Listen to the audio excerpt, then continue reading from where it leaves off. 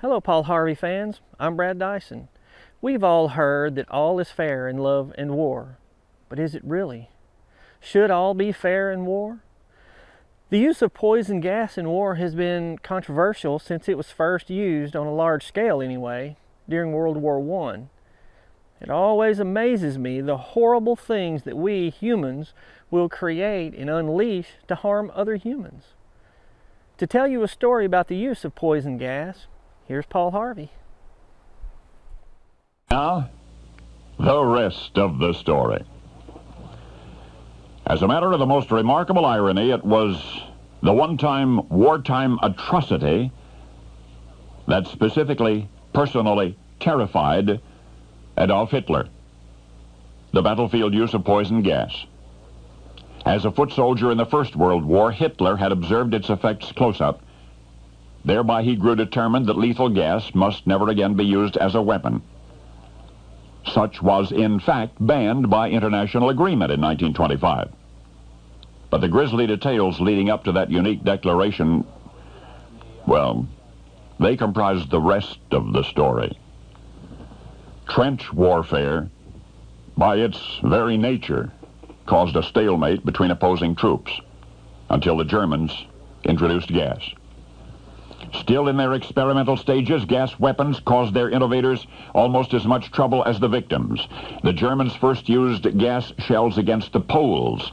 That attack took place January 1917, but the weather was so cold that the effectiveness of the shells was all but completely neutralized. The next time the Germans tried to gas poison their enemies, this is World War I, remember, they found that most of the gas had leaked out of the containment cylinders.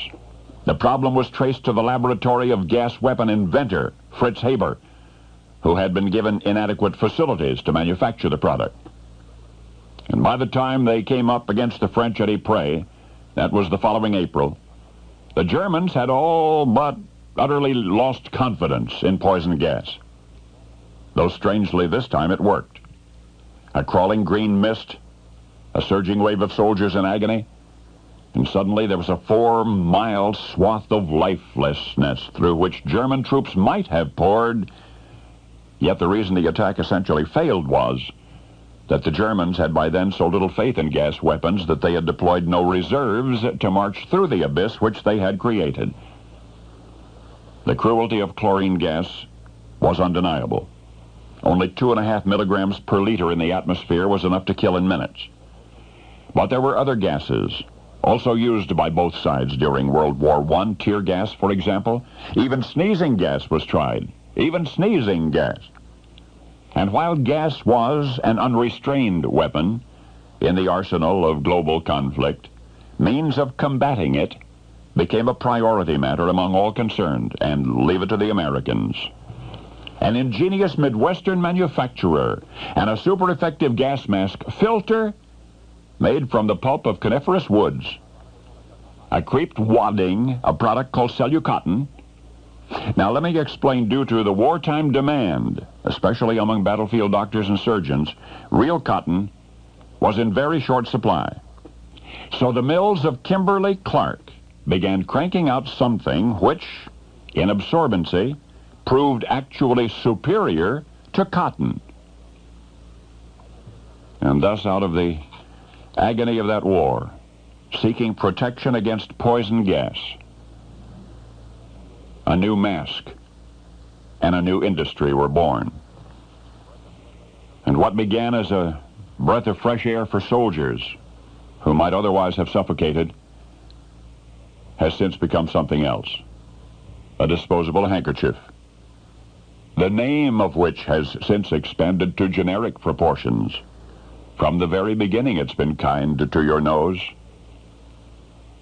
You know it as Kleenex. Only now you know the rest of the story. Most of us keep a supply of Kleenex or similar disposable handkerchiefs in our homes.